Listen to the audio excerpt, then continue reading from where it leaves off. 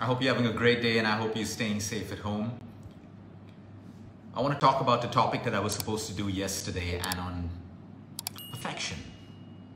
Perfection is a lie. It's not our fault because the movies, the songs, the books have all molded our mindsets to believe and portray to us how a perfect marriage has to look, how a perfect love has to look, like just in the movies. Okay, how a perfect relationship needs to look, a perfect life needs to look. But we need to get back to reality. A lot of people get what they want, but they still feel unhappy and they feel unfulfilled and they're constantly searching.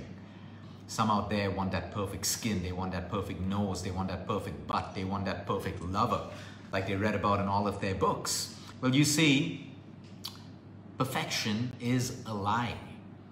So many people get what they want. They get that partner that they've dreamed of all their life. And in about a year or two, once the honeymoon period is over, that partner is no longer their dream. What changes? Why does that happen? It was perfect in the beginning. Or you get that perfect job.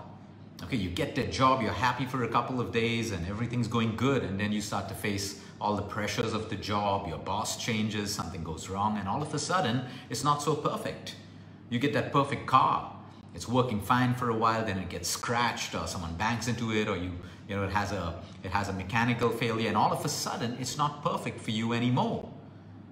You say you're going to be the perfect parent while you're pregnant and you and your husband are waiting for the child to come, and as the child grows you start labeling them with, oh, these teenagers, they're just so rude and they're so whatever. So what was once perfect that you wished for now seems to be your biggest problem.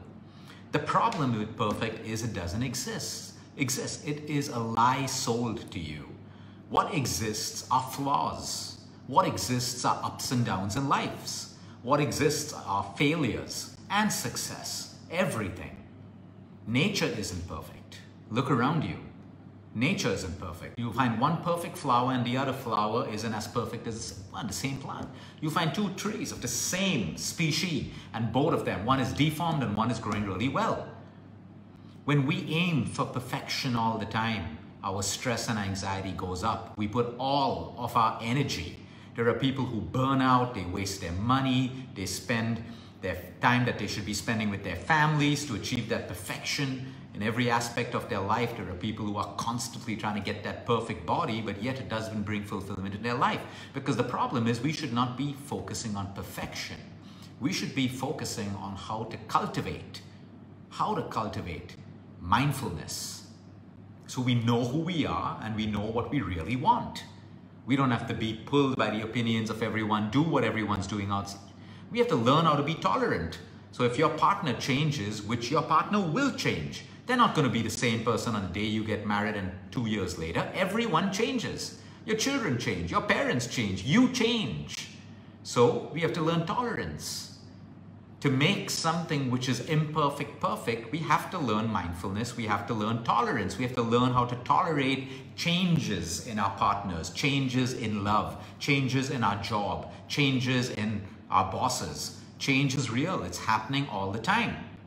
If you got into that relationship thinking that your partner is going to be the same in your dating phase and in the first couple of months in your marriage, you're highly mistaken, because every human being changes. So we have to learn tolerance. We have to learn acceptance.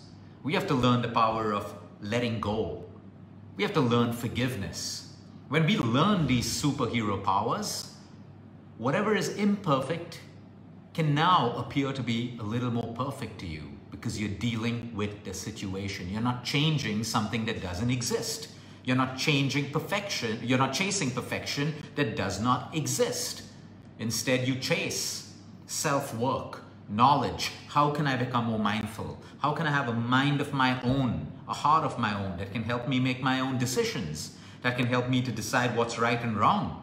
How can I get courage? How can I cultivate courage to go out there and be myself, to speak myself, to put my real self out there, not a fake me?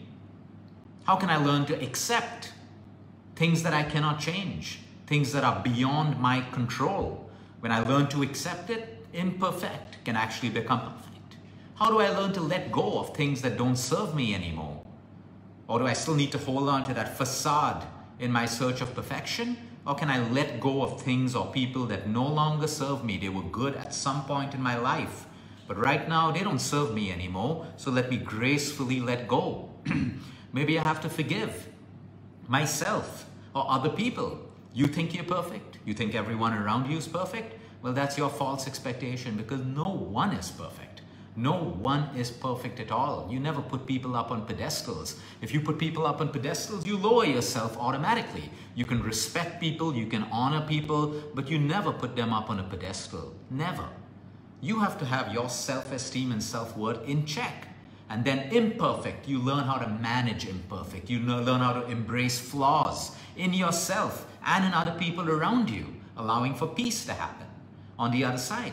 If you can't accept your own flaws, why should other people accept your flaws as well? Of course, if we have a flaw or something we can change, we can make a mindful decision to change that, to get better, to lose, to lose a bad habit.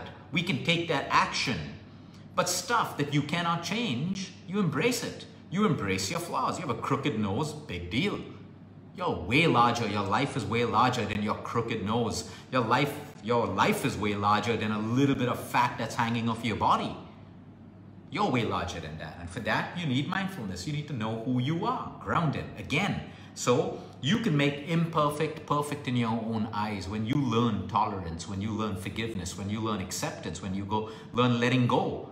When you learn all of these things together, your life automatically gets better for you, because there's always going to be someone better looking than you. There's always going to be someone else with better skin than you. There's going to be someone fitter than you, someone younger than you, someone smarter than you, someone richer than you. So the sooner you realize that does not define perfection in life. Some of the people who have it all are the saddest and most depressed people, because all the material things you have doesn't equal success, happiness, or fulfillment. But we perceive it to be, oh wow, they have such a great life and so much of money, they must be so happy. There is no correlation between that. I see some of the happiest couples, the hottest couples, page 3 all over the news or whatever, they've not slept together in their married life for 2 years because they're just bored of each other. Is that happiness? Is that perfection? They can dress on the outside to be perfect in society's eyes, but behind closed doors, they have the most miserable life. You don't want to aim for perfection. You want to aim for excellence. Excellence in learning tolerance and demonstrating tolerance. Excellence in learning and practicing and demonstrating acceptance, letting go, forgiveness. Because remember, people will never, and they don't have to say the things that you want to hear. People don't have to agree with you. People don't have to like you. The sooner you realize these things, okay, you realize there's imperfection all around you. And the only way to survive in a world of imperfection is to be okay with it. What action you can take to improve, do it. What you can't, leave it. Leave it. Learn to embrace your flaws. When you learn to embrace your flaws, guess what? You become a more compassionate person, because you can now embrace other people's flaws, other people's shortcomings in life. And that's how we're supposed to coexist as humans, through acceptance. But if we're constantly pulling down one another and all of that stuff because we think everything has to be perfect, if you aim for perfection, it also comes with inflated ego and pride, which gets you nowhere in life at all.